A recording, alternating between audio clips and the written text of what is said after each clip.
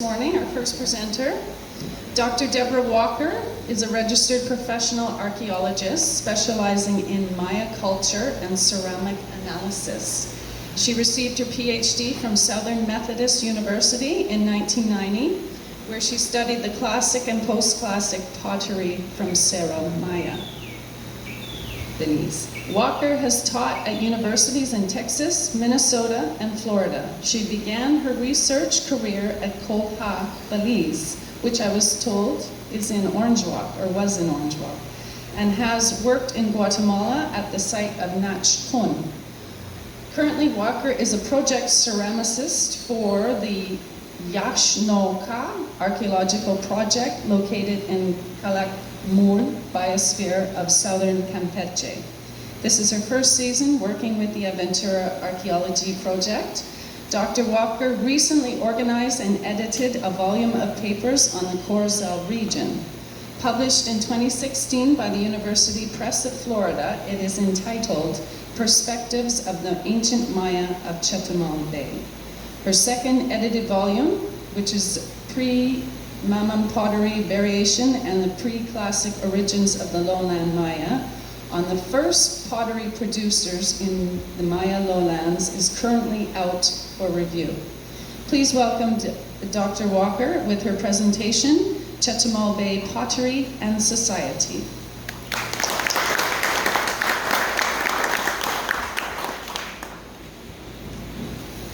Good morning. Thank you for coming back the second day. Okay. Technical glitches. I'm pleased to be here talking about Chetumal Bay. My first season in Belize was in 1979 at the site of Corozal, Belize, and I immediately became interested in not only the Maya, but ceramics. A very famous Maya ceramicist, Richard Adams, taught me pottery back then in 1979. And I'm glad to be back here. I've moved a couple of times and also worked in Guatemala for a while and now in Mexico, but it always feels like coming home to come back to Corozal. In the 90s, I worked at Cerros from 1993 to 1995. The government just too hot, better? Closer, all right. Can you hear me now? Yeah. All right. So I worked at Cerro Maya from 1993 to 1995. The official name is Cerro Maya. A lot of people still call it Cerros, after the Cerros project, which happened in the 1970s. That was run by David Friedel, who was my mentor at SMU, and who gave me all the leftover pottery that nobody else wanted to look at for my dissertation. So that's how I ended up doing the classic and post-classic, which turned out to be pretty interesting. All right, let's see how this works. How do we, see if that works. Oops. I'm left-handed, sorry. There. Okay. So I wanted to start out with a little bit about how important and how independent the Bay of Chetumal has been over time, and the residents who live here. Well, the Spanish and the British kind of ignored it because it was on a frontier, and the history written about it, other than by Grant Jones, if you're looking for historical sources about Chetumal Bay or about Corozal District, Grant Jones is the ethno-historian to research. And actually this comes from a reference of his. But the Bay has been considered peripheral and kind of not important to the history of Maya in the history of Maya research. Turns out it was very central to what happened throughout the Maya world and from a very early time. Some of our earliest finds have been in the vicinity of Chetumal Bay. And some of the most continuous occupations all the way up through the caste wars into the present day are around Chetumal Bay. So we have a really long history of independence, and maybe not. We don't get the historical we don't get the historical record we deserve, and that's one of the reasons I wanted to do the edited volume in 2016, is to recognize just how important it is. Oh, so the quote. So the really first encounter between the Maya and the Spanish in Chetumal Bay, the very first one happened in 1528, but that was rather brief. And then in 1531, another group came down, again from Merida, from the vicinity of northern Yucatan, and this time it was Davila who was in charge, and he came into the Maya settlement. We think it might have been here at Corozal, which probably was the historic capital of Chetumal, but there are some other contenders on the Mexican side of the border, so it's not 100% clear. So he came to the Maya leaders and he said, I want food and water, we want provisions. And the Maya, who was, they'd already been ticked off in 1528, and they'd heard things, and I think people were already dying of diseases, and so he said this famous quote, we're sending, which the Spanish didn't even know what a turkey was, so they called it chickens, but I like the turkeys quote better. Yes, we'll send you turkeys on spears and maize on arrows. In other words, very bellicose sort of response. And I think this is typical of how Chetumal Bay was defended most of the way through time. There were winners and losers, and if you look at the history, the capital changed every 200 or 300 years, but throughout history, it's been an independent and not as well documented area, but absolutely a hub of commerce and really Maya population. So here's the geography of Chetumal Bay. It's basically kind of a northeast, southwest. Yucatan is a big outcrop of limestone from a Pliocene sea bottom. So it's basically a raised limestone sea bottom. They call it a karst environment. And it kind of tips a little sideways here. So as you go towards the coast, the elevation gets lower and lower. And you have these rivers, and as you go towards the north, the elevation kind of gets lower and lower until Chetumal Bay is starting to sink. So rivers,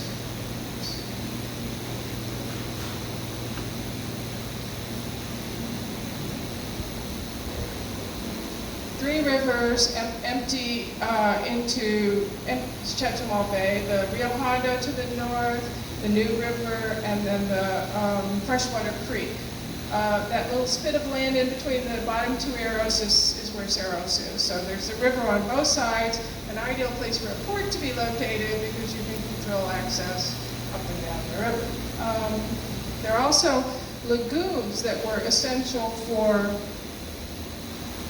a variety of activities, including salt production and permanent water resources, because as the karst landscape, the water table goes up and down, and even when the water table goes down and you can't maybe get well water, if you're close to the bay, or if you're close to one of these inland freshwater lagoons, then you can make it through the tough times. So Corozal Bay and Chetumal Bay was always important in the tough times.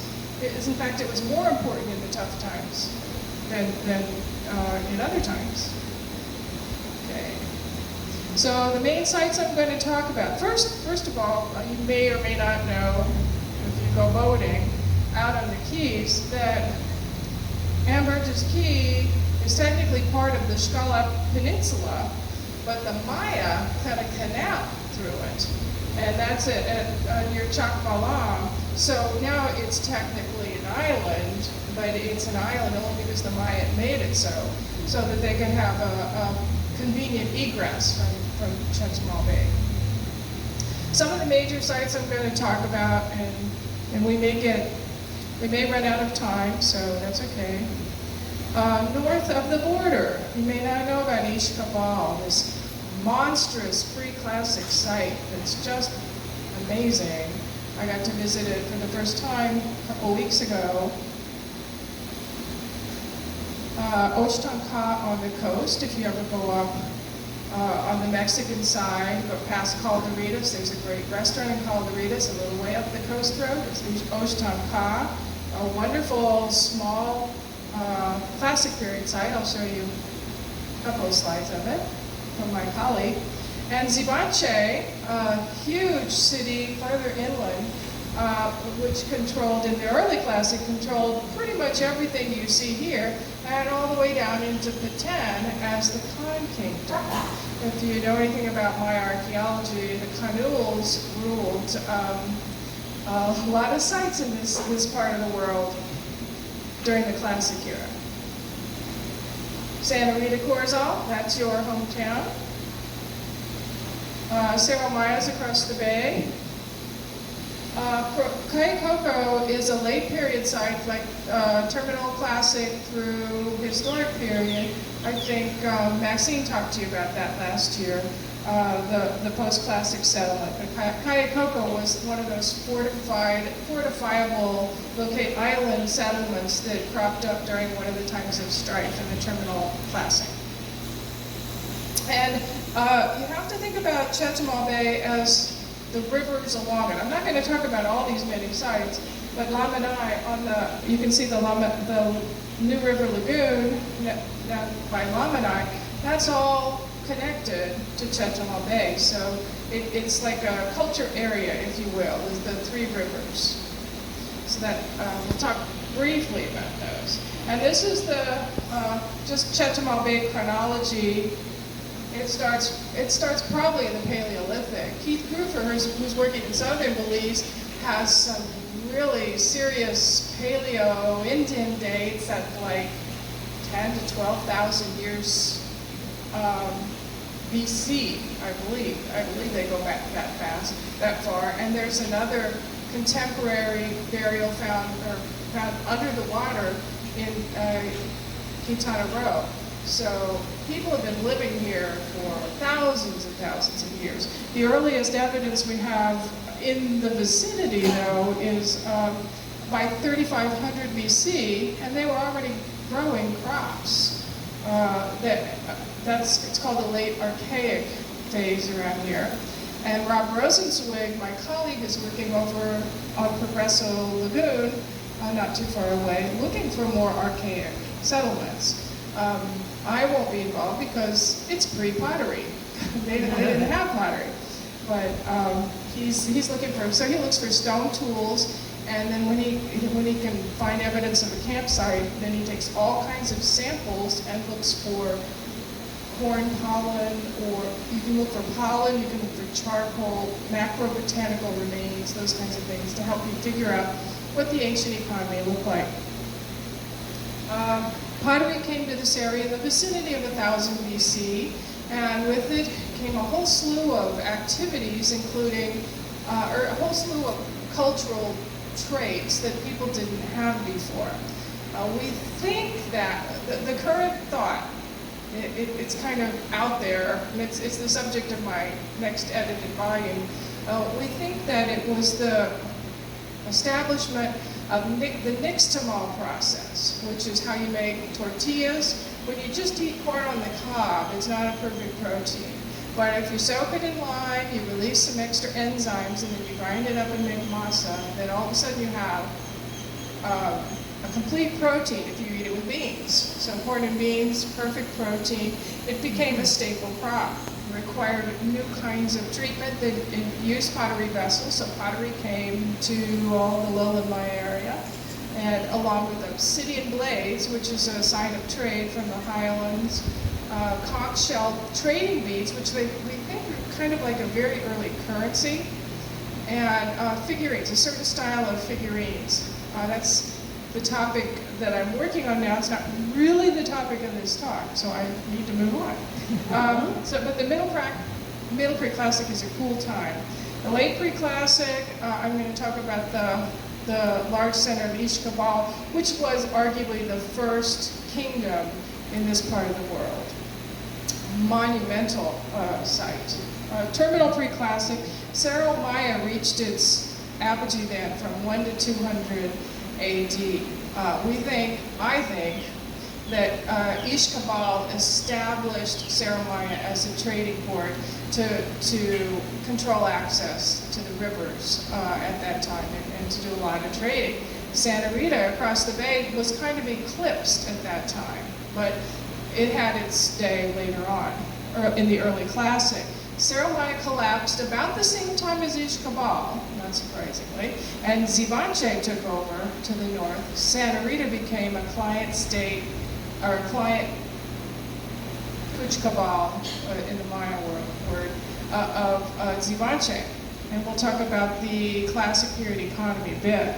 I'm leaving the late Classic and the Terminal Classic for Cynthia because that's when Aventura rose. After Zivanche kind of collapsed as the Khan Kingdom and the main site moved to Calakmul, there was sort of a switch of, there was sort of a new order established, I guess. And Aventura rose as really sort of a market economy. Aventura in maybe about 600 to, we don't know yet. Aventura is pretty much occupied all the way through, but it seems to be at a peak between 600 and 1,000 in the late Terminal Classic. Then by the late Post-Classic, Santa Rita was established as probably the provincial capital. Diana and Arlen Chase have documented that very effectively, and you can see their works in museums, you can read their articles. Virtually everything they write is available online, even if you can read, like the scanned pages. Sometimes it's a little blurry, but you can read just about anything you want about Santa Rita Corozal under Diane Chase. And then contact period, it brings us back to where we talked about the turkeys on spears.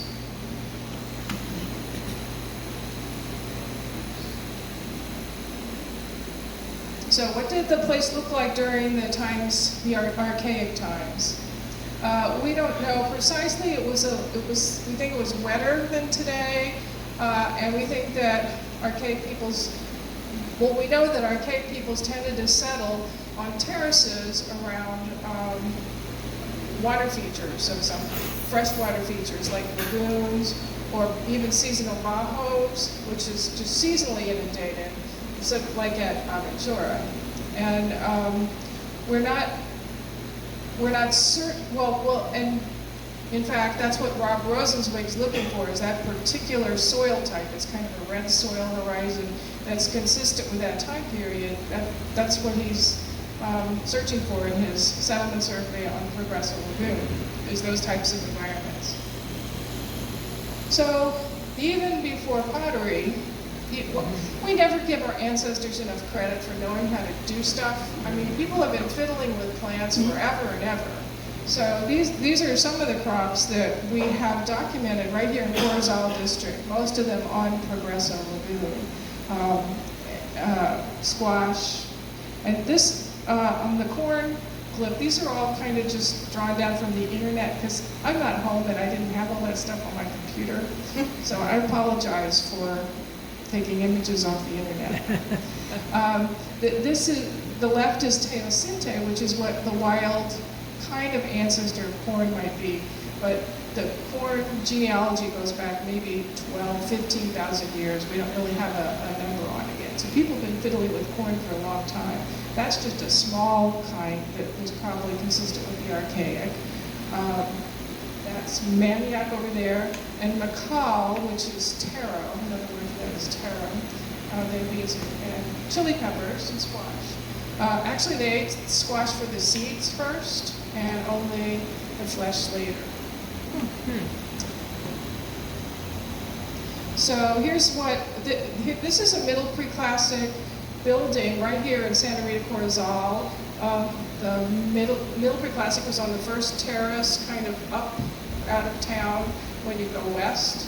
And I don't know exactly where structure 134 is, but this is a profile of it, and you can see that it has 4 iterations, no 5, I see 5 on there, and a bunch of burials. People in the pre-classic tended to bury people in plazas outside of their houses. but in plazas near their houses, they wanted their ancestors buried on their territory.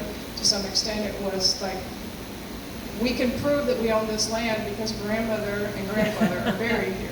So that's pretty much how it went. And these are pictures that I took from the Belize vault in Belmopon of some other Middle Preclassic pottery.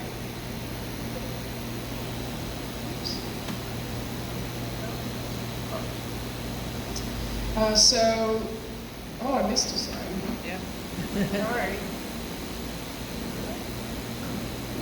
There we go. Okay, monumentality. So the first major buildings that we have in this region date to the Middle Preclassic. This is a recent map of Ish Kabal by Ina, and this platform here, it's 240 meters on the side by 200, I think. That's like 2 football fields by 4 football fields. It's massive and 10 meters high. And that's just the sub-platform on which the buildings go. The high temples come in the late Preclassic, but there's an incredible new site in Tabasco that's just been uncovered by Takeshi and Omada. That's a platform 1.4 kilometers long. If you can imagine building that at 800, no, he says it's 1,000 to 1,200 BC. That's a major, you could land a plane on that. I mean, it's immense. So the higher temples on top came along in Ishkabal in the Preclassic, but these truncated platforms are Middle Preclassic. Oops, now I'm going backwards. I see, okay. Left hand deficit. All right, so late Preclassic, there's heavy occupation throughout Corozal district. I'm just picking the site of Oshtankal, the Mexican side, because maybe you don't know as much about it. My colleague, Kathy Reese-Taylor, drafted that map out of after Hortensia de la Vega Nova, who has excavated there, and you'll see some more of her slides if I get to them. So Oshtankal had already at this time 12 identified salt production sites. So by the time that you have population increase and they're moving inland away from the coast and away from waterways, they need salt in their diet, they need extra salt. So the salt trade became a huge commerce for this area. They traded it at Cerros as well. They also did a lot of fishing. This is the local fish that you'll see again later at Oshtankal, the mohara. I don't know if any of you have ever eaten it. It lives in the bay. Then they also went out to the reef and got a lot of fish out there, but also this spondylus, there's an Atlantic and a Pacific version. This spondylus shell comes from at least 80 feet of water, so they had to dive down to collect those. This is what they made a lot of jewelry out of. So high temples come in the late Preclassic. I suppose some of you have been to Lamanai. It's that's a tough climb. 30-some meters, 33 meters, I think. Ishkabal is, once you, including the basal platforms, is 40-something. They're not as big as, let's see, Kalak Mul is at 60, and I think Kana, even at Karakal, has also a Preclassic component. When you go to a site and you look for the highest temple, it's generally Preclassic at height, and then they built outward in front of it in the Classic period. This is a cache from Ishkabal. It's on a late Preclassic pottery type, but it has glyphs on it, so it's exceedingly early, and I can't read it. It also had a cache of 6 spondylus shells, one of which was carved with a guy holding a snake, and it's in the museum in Cancun if you ever go up there. I don't much like Cancun for its size, but I love the museum. It's a great museum. Where's that museum? It's next to one of the big Marriott hotels, kind of halfway down the stretch of hotels on the island. And it's above the site of San Miguel, so it's built on stilts, and you can actually tour the site while you're there, under the building. It's just incredible. So another thing that happened in Lake Creek Classic is Cerro Maya was established. You know, you usually get a good breeze here. Cerro Maya is on the lee side. The mosquitoes are fierce, and I think that's why I think the folks from East Cabal built there, because number one, it was available, and number two, they didn't really know how bad a climate it was until they got there. Eventually, they built a ditch around it for drainage, and also they had some hurricanes hit it. They had to rebuild, and they built this big Plaza 2, where the palapa is in front of the big structure, just to get up out of the wind and rain and mosquitoes. So, but the settlement, we had a couple seasons working out of the settlement. It is not pleasant. We had beekeepers' nets in the summer. But it's much clearer now. If you stay on the path, you're good to go. One of my students, Jeffrey Vidala, does 3D stuff. He did this great 3D modeling program on a computer game, based on a computer game where you can like walk around Cerros. This is his view of like the morning dawns in Cerro Maya. He was always interested in alignments, and so he actually put the stars and the sun into his images. He's now gone to virtual reality, which I can't quite imagine, but instead of actually using your fingers on the computer, you put this headset on, and then you just reach out and you draw this line here, and you paint, you push a button in the air, and then you paint this color. So he's actually doing three-dimensional, and then you turn it around with your hand. It's for the next generation. My son can do it. Okay, so here's the dock at Cerro Maya. This is the dock. Well, this was the dock in the 70s. I think they actually have it in a different place now after some storms came in. The ancient dock was actually parallel to the coast, and it was discovered one time when there was a big norther and it blew all the water out of the bay. I think you've seen that if you've been here any length of time. And so they actually discovered the dock, and then they excavated it along. That's sort of what it looked like. It was hard to, work only at low tide. I can give you a copy of this.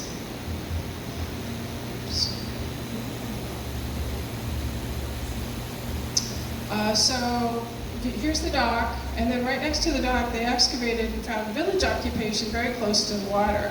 Evidence suggests that the original sea or coastline, it was always a bay. It was not a freshwater lagoon. It was always a bay. It was just a few meters out, but it has eroded a little bit. But technically, so they found a couple of cool buildings.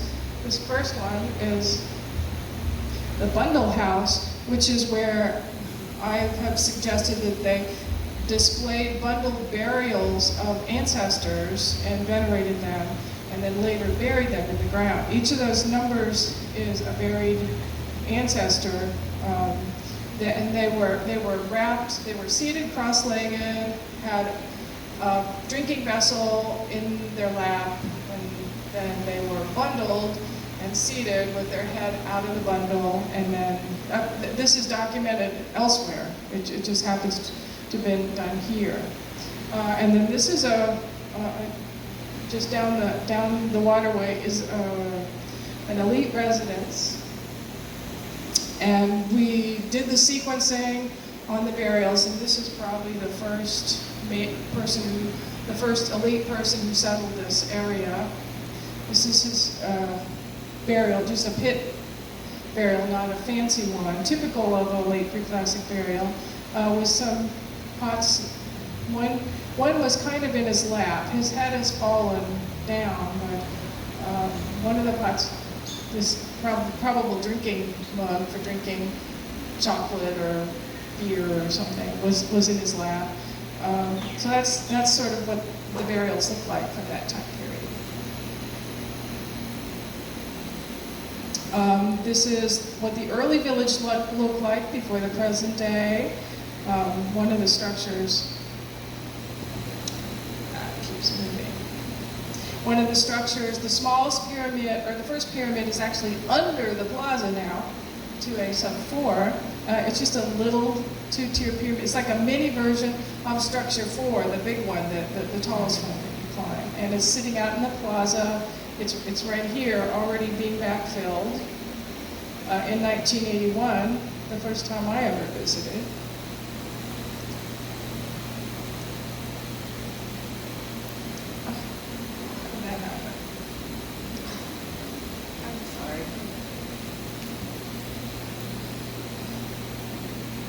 Switch out from this slide.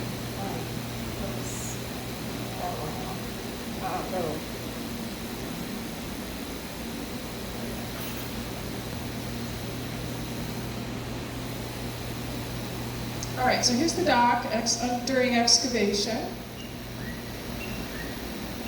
And these are some of the kinds of things that they likely traded on that dock. It was 90, was it maybe 30 meters long. It was a pretty long dock. Salt, honey, chocolate. Well, we have a pot that we tested for residue analysis, and it contained chocolate, so we know that they were drinking chocolate 2,000 years ago here on the bay. Lots of fruits and fish, fresh and dried, and of course you need salt to dry fish, so that was the second reason to have salt production. And alcoholic beverages, no doubt. Cotton, there's documentation that they grew cotton in this area, and bone jewelry. And then more exotic things that came to the dock on a boat and then were traded for something else and then passed on. Down the line trade, we call it. Jade, shell jewelry, obsidian from the Highlands, Colha Church, which is the site in Orange Walk District, black chert from another source, yet unknown, a variety of stone, and also probably basalt from the Highlands, all kinds of shells, specular hematite mirrors. They were into wearing mirrors that reflected the sun, and it was part of the mythology, and also ochre and other pigments. All those things have been found in Saramaya, and a lot of them have been found concentrated on the dock. This is the kind of pottery that they use for making salt in the pre-classic. That process continued. Other folks, Heather McKillop in southern Belize, all the way up to Elizabeth Graham here on the Keys, they've documented salt production. So that's a huge thing for Belize throughout the pre-classic and classic. They're not very pretty, and you can never put them back together. But they were used like one time to contain the salt, and then they were broken, and then you gave someone a block of salt in the shape of a pot. Yeah. So the pottery that you have seen and found, has it been actually fired, or is it just pottery that's kind of dry? No, it's all fired. It has to be up to 600 degrees centigrade to become ceramic, up to 1,000 to become like china, vitrified they call it, to look like glass on the inside. But sometimes the pottery here is only fired 500 to 600 degrees, so it will crumble. This is the kind of pottery that will crumble rather than break. If it's above 600 degrees, it tends to break, like glass. These are some of the church tools that we found in Saramaya. The stem these are both late pre-classic types. Thousands of stem macro blades. And the people at Colha know how to look at the trash left over from production. They've estimated that millions of tools were made and shipped out from the site of Colha. So even though it's not a very impressive site core, since bulldozed, it had an amazing, it's sort of like the Pittsburgh, the foundry for, central foundry for Maya tools. Sits on a really important chert outcrop.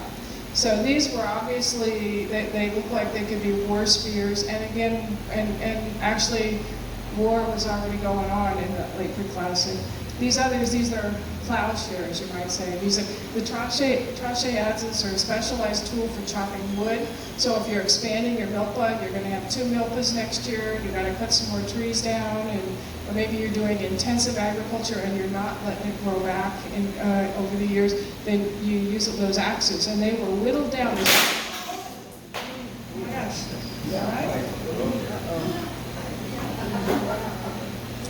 White plastic chairs. It's all right.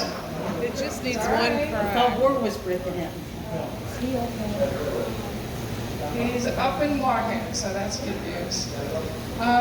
So they whittled them down to smaller and smaller bits, and then when they were too small to sharpen anymore, they got rid of them. Another thing that we find a lot of on the dock is drinking vessels. You okay? I do that all the time. So that they have these wonderful drinking mugs that are weighted on the bottom so that even if you got a little tipsy, they don't tip over. And we think that this is the evidence of traders' trash, where the traders would come, they'd do their business, and then they'd stop and have a drink and probably, pozole or tamale or something. And so it's right on the bay. 5C Second, the famous building there with reconstructed masks.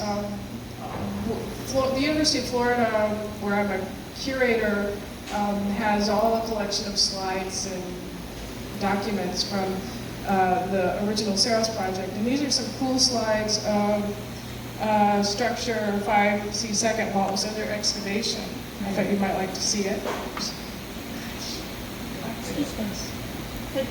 Okay, so this is what it looked like when the first masks were coming out. And I believe one of those 2 individuals over there is Jim Garber. I don't know if you know James Garber. He's worked in Belize every year since, this is probably 1975. He was on the Keys. He was working on Key Crocker, was it, for the last 10 years? And this is a profile of where the masks used to be over there in the corner. And this right here is a graffito. They actually found graffiti from the people that made the masks. They drew little cool things. You may be like planning where they're going to put something on it. There's quite a bit of that. Signature. And then Dory Reeds Boudet, another famous Maya pottery person, actually an accomplished artist.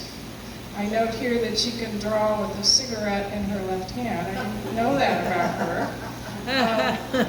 She's illustrating you're not allowed to do that anymore, by the way. No cigarettes near the archaeology because of the contamination of radiocarbon.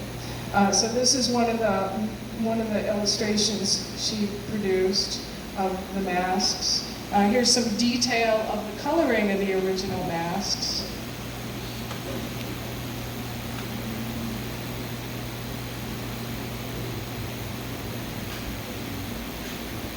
And here's the process of reburial, so that the Maya had already done this. They kind of layer caked it. Sand and then small stones, and sand and small stones and mortar mixed in. So they had buried it originally to preserve it. And my theory is that it got damaged by a hurricane, but there were probably other reasons that it was buried under another building that's very poorly known, but it stood for 2,000 years. And this one was buried about 2,000 years ago. So that's the burial process. Yes. Maya buried it when? About 2,000 years ago. It was open from like 100 BC to right at 1 BC, sometime around there. We have pretty good dates on that. And these are the 2006 mask reproductions, which I photoed in 2007. And the color detail is just wonderful. Of course, it's just gray now, but It was lovely in 2007. So, and the masks are set out like a meter or two in front of where the original masks are. So the scale is slightly off, but you still get the monumental size of the masks. And really the ongoing thing. The top ones are now thought to be birds, and the bottom ones baby jaguars, but it's been a lot of things written about it. Terminal Preclassic. The Terminal Preclassic is my favorite time, and it's the apogee for Saros, but it's also the apogee for Ishkabal. There's a lot of empire building going on. The first kingdoms are established in the first written records happen at the date 86000, which is 159 AD. It's the beginning of history for the Maya, this time period. And the way you see it on the bay is in personalized artifacts. Instead of just a plain pot, you get something with a glyph on it. Could be a keen sign, which is the day sign or sun sign. Could be a lot of things. It could be just, like this is mine. It was found in a burial, so it probably belonged to the person who was buried with. It's also a time of yeah. Did they ever start? When did they start using signatures? About this, well.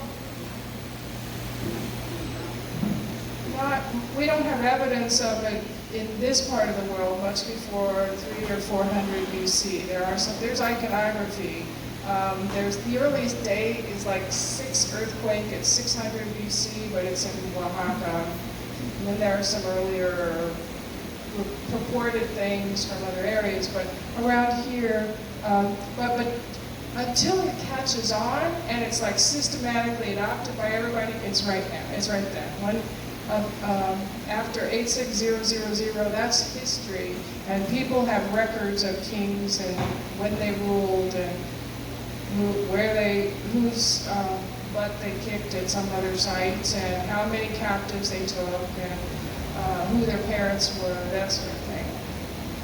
The beginning of it is here, and you see it also in this time period. It's the first time you get polychrome pottery in this region, where we're doing iconographic illustration, and it's related to the drought crisis they have during this time period, and it's all kind of water, birds, lagoons, it celebrates watery places. That's what it's called sometimes the Proto-Classic era. So structure 6 was built during this time, and the Saramaya, the famous cache from Saramaya comes from this. There aren't really good photos of it. It has, instead of square corners, it has inset corners, and kind of a Maya quatrefoil motif. You can see where they excavated, they found the corner on the northeast corner. And this is structure 6. I don't know if anybody climbs up there much, but structure 6 is kind of right behind structure 4. This is cache 1 that came from the center line of the top of structure 6. Oh, I forgot to say one other thing. It's called an 8 house. David found 4 buildings on top of it, and when Kathy and I came back, and Kathy did the survey, so she actually discovered there are 8 buildings on top, not 4. An 8 house is a terminal preclassic construction that probably has to do with a system of governance. There's one in Tikal, there's one in Washington 2, there's one at the site I'm working at now, Yashnoka, and we don't know exactly what it means, but we know exactly when they were all built. In the terminal pre-classic, it was a certain kind of governance. And I think maybe they were in opposition to El Mirador, the kind of biggest site in western Latam. So there's cache 1, and you can see there's some other vessels around it. They're, again, not great slides, but At least they're here. A lot of projects, you don't have any documentation from the 70s project, from the 70s era stuff. This is how the cache looked when they were excavating. Robin Robertson, another Maya ceramicist, great, she did the Saros project in the 70s. She's the one who excavated this cache. And there were 5 jade heads found. This is like a mock-up of how they were after they took out all the other stuff. So David Friedel thinks it was, the center one was a pendant and the other 4 were on a white headband that you tied around when you became king. Yeah. Now, I understand jade is not a local product. Right. It's important. Jade comes from the Guatemalan, the mountains in Guatemala, the Tago River Valley mostly. This is the cache vessel we restored. Robin did a super job. It's a beautiful, beautiful pot. And then it came with a 3-handled jug, 4 drinking cups, and 5 lids. They had lids. Everything had a lid. So it's the remnants of a really important ritual. And we think they put a bundle inside, and some of the things in the bundle include a spondylus shell, now in pretty bad shape, but these are when they were originally excavated. This is the jade and greenstone that was found there, including the central pendant and the 4 jade heads. David and Jim Garber and some others have talked about how it's those are 4 phases of the maize god and maize cycle. Corn has always been central to my identity, as Tony talked about yesterday.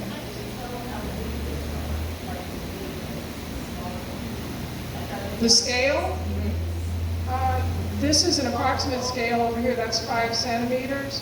So yeah, they're about like that. They're on display. At least some of them are on display in the Belize Museum. At least they were the last time I was there. Yes. Could you say more about the mythology that causes and where the mirrors reflect the sun? So there's an idea that mirrors are also, since they reflect the sun, they're rather like lightning, and because they're dark, they refer to the underworld.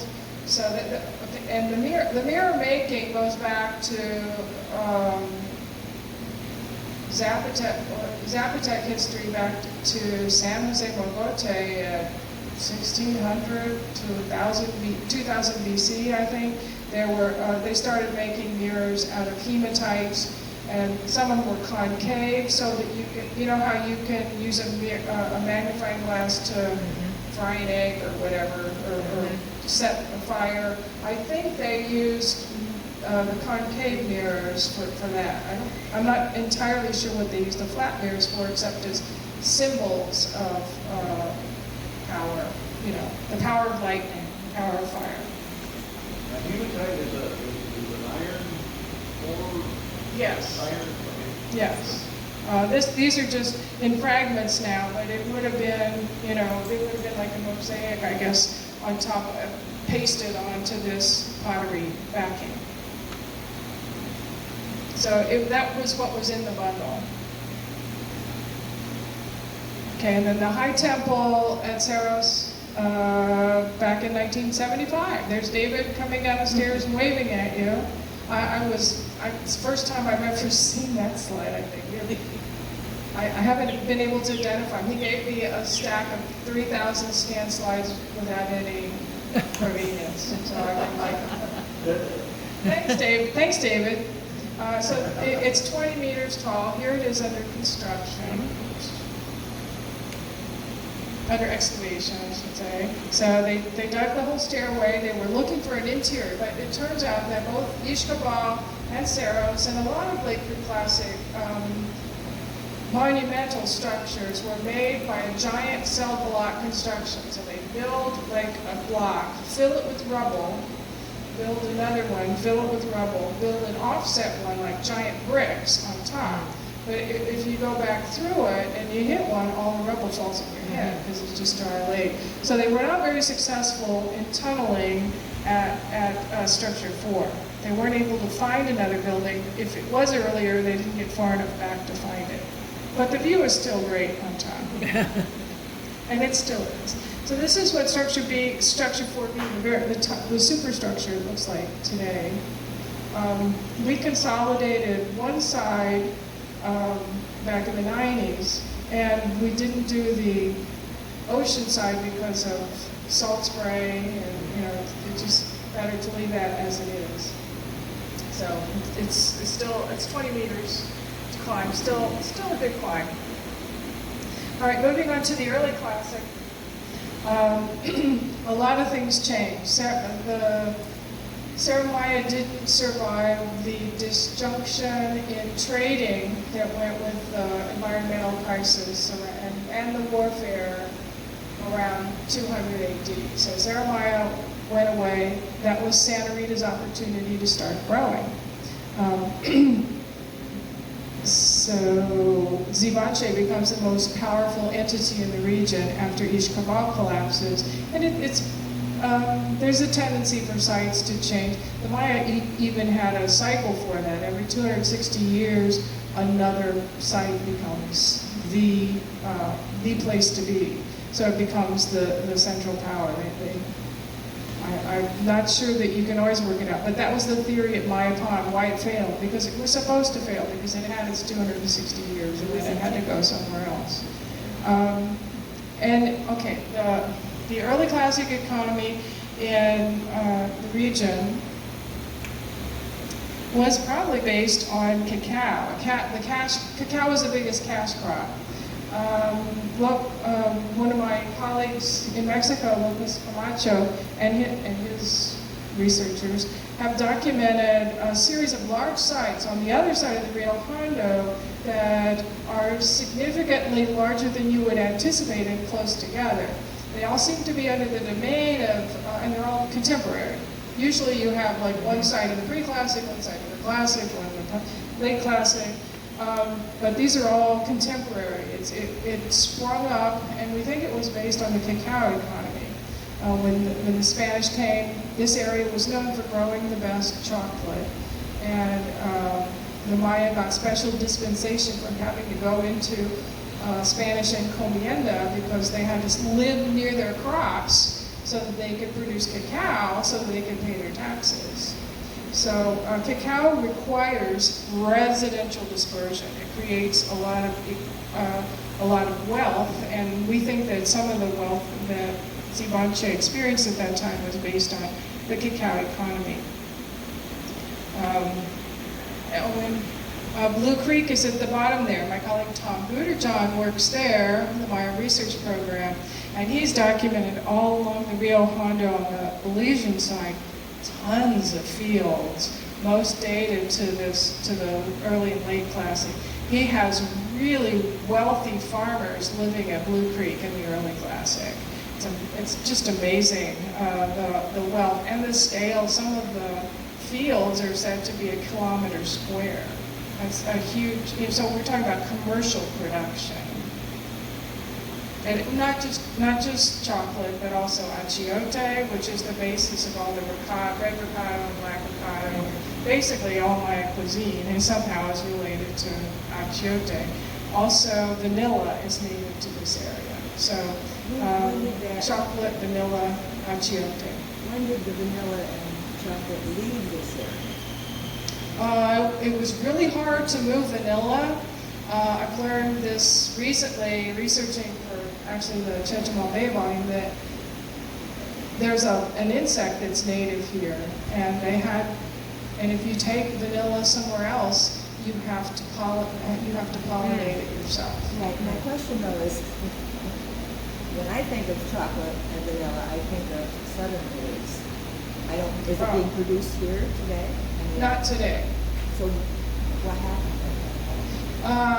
The Spanish happened. They pretty much collapsed the population here. It was kind of vacant. It started repopulating during after the caste wars, and at that time the sugar industry was already being established. But yeah, go ahead. Who wants to? It takes 5 or 6 years to establish a cacao production, but according to the ethnohistoric documents, this was the best cacao, And I also think that the Rio Hondo was a free port in Maya times, not just in present day times. I think the Rio Hondo was a place where traders came from all over the empire, as it were, and came down up the Rio Hondo and traded with their normal trading partners. So this was like the high-end breadbasket for Maya kingdoms. Oshtanka, these are from my colleague, who she would love to have more people on this side of the bay know about the site of Oshtanka. So I'm showing a couple of her slides. This is one of her early classic burials before excavation, and this is how it looked after excavation, or a mock-up of it. And these are some of the vessels, so they're just lovely. There you can see the polychrome design. There's a focus on birds throughout southern Quintana Roo and northern Belize. Lots of plots have birds on them. We just found another one from Aventura that has a bird effigy. Yeah. You mentioned the temperature variation for different kinds of qualities. Was that by choice? Well, they did outside firing, so, but no, they were very skilled at what they did. But they built, they put the pots in, they built the wood up around it. Yeah, no, they were very good at controlling pottery, controlling the firing process. So they made the salt containers, but they knew they were going to destroy anyway cheap. Exactly. Another place that has early classic, really fascinating early classic, is right here at Santa Rita Corozal, Structure 7. Again, most of this stuff is available online. I think this might be in a museum in Belize now. It was a rotating exhibit in the States a few years ago, and a colleague made this slide. This is one of the tombs, an image of it, and then some of the materials from it, including the jade mask from one of the early classic burials in Structure 7. So it was a series of burials and then caches. Caches are just items that were buried, not necessarily, and of course, tombs or burials are just people, and they're goods. So this is from one of the caches. Do you know when these were found? When they were excavated in the 70s, Diane and Arlen Chase. Around 435 AD, there are a couple, this is the beginning of the Bach tomb, which is the beginning of the Maya Millennia. They celebrated with these kinds of vessels at both Cerros and Santa Rita. We have dates on ours. I got radiocarbon. I hypothesized it was, and then like 30 years later, we found the carbon from the deposit, and my student Jeffrey dated it, and I was right. So this is what the Cerros deposit looked like. They have these little sensor stands, effigies, underworld deities, and then they burned incense in the pot on top. And then underneath this bench, they found a polychrome vessel with 3 jade beads in it. That represents three stones on the creation heart. So they would have like jump-started the millennium with a big festival. And here's the niche where they were found at Santa Rita. You can still see that today. So there were two separate deposits, same event probably. Another way we know that Zivanche was running the show is because the tombs of, this is from the tomb at, one of the tombs at Zivanche, and this is from, this same motif occurs. The same guy with the bead and the piece of cloth on his nose appears in a burial at Santa Rita, contemporary burial. This is another example of a pot from Kohut Leach, not far away, and a pot from Santa Rita, another Santa Rita burial. Where are these Santa Rita pots now? They're in the museum. One of those, the Santa Rita pot I photographed in the museum in Belize. That was a few years ago. I don't know if they moved the exhibits around or what. So there's this, so Patrice Patrice Bonafu, a scholar that worked on these images for his dissertation at University of Paris, came up with the idea that each kingdom had an identifying scroll or identifying signature in the early classic that he calls monster scrolls. And this is the one for the Zivache region. Here it is on a vessel from Zivache, and here it is on a vessel over there from Santa Rita. So again, they're very specific motifs. They're not, motifs can be generic, but when you have a cluster of motifs consistently found in one particular region, then you can say, even though you don't have to live for it, that there's a clear relationship. Then Zivache is what's known as the Khan Kingdom, which is, hours of lectures, but that's the symbol. Khan is the symbol for snake, and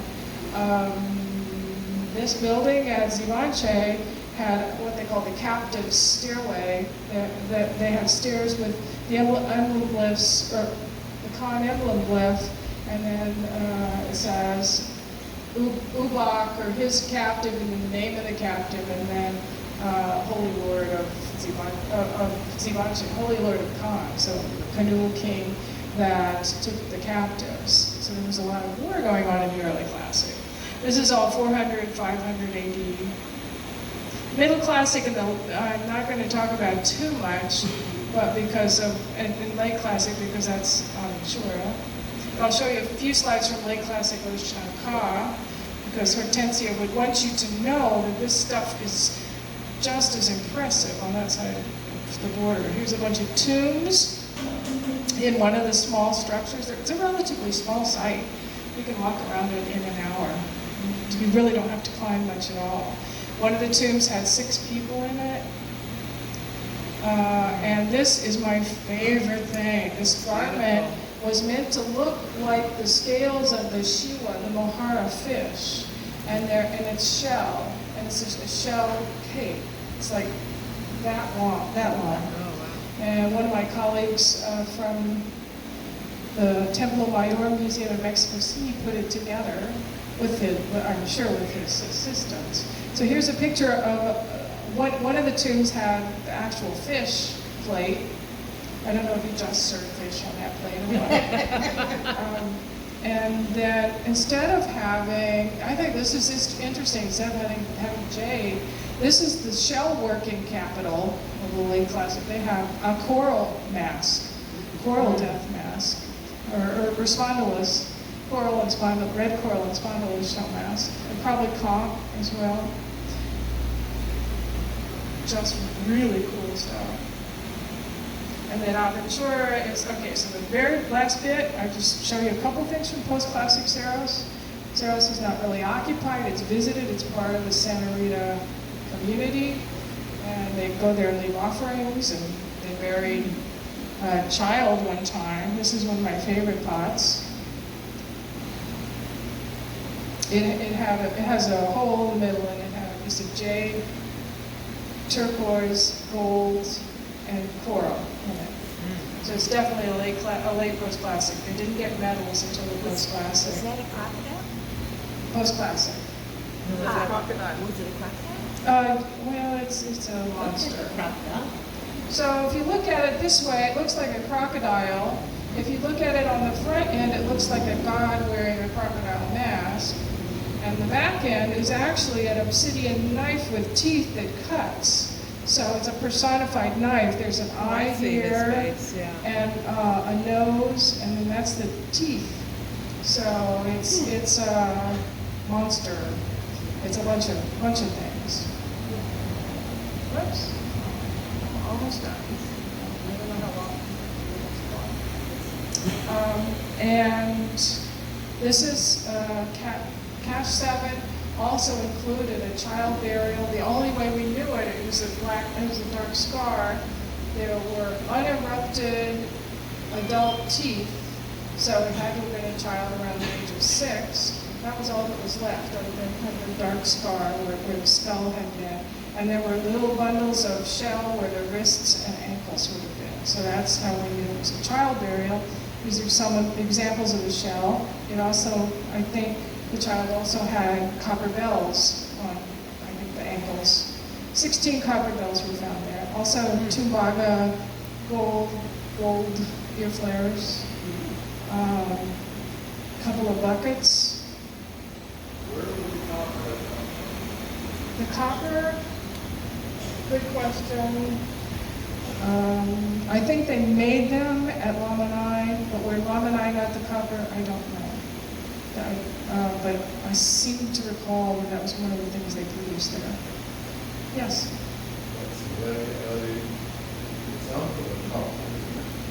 Like what copper was much greater than those 1400 or later? which are talking about Jeremiah. 1400 AD. This would be the post-classic period. Right. So they did have access to copper and Tumbaga, which is a copper, tin, gold alloy. And I guess it was contacts with Central America because there was a vessel from Ecuador right here at Santa Rita, Corozal. They were trading all the way to South America in the post-classic. And this is the last thing. There were 13 spear points with this baby. And also this effigy censer with a deer head, waving goodbye or hello, come visit me. Like a doll. Looks like a doll.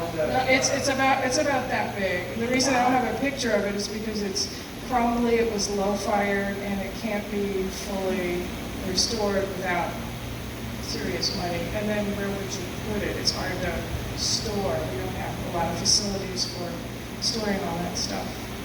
And then finally, if you go to visit Bacalar, this is the modern monument in front of the fort of Bacalar, and it reads Sian Kan Bacalao, which is one of the few places that has its historic, or its prehistoric, or pre-Hispanic Mayan name attached, which is heaven-born place of breeze. So we live in kind of a watery world that's kind of getting closure back around the Chetumal Bay region. So that's all I brought for you today. And I've got a lot of people, a lot more than that to thank, but there's a few of them. Question? Is it true that the Orange Walk Corozal area was like really famous for their pottery? That a lot of the colored pottery and stuff came from this area? They had wonderful pottery.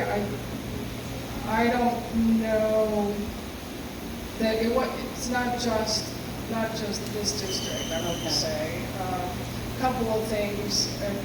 I'm sure there are some specific vessel forms that are very famous throughout the region, but not for lovely pottery, just for functionality. Okay. I don't know one in particular. Any other questions?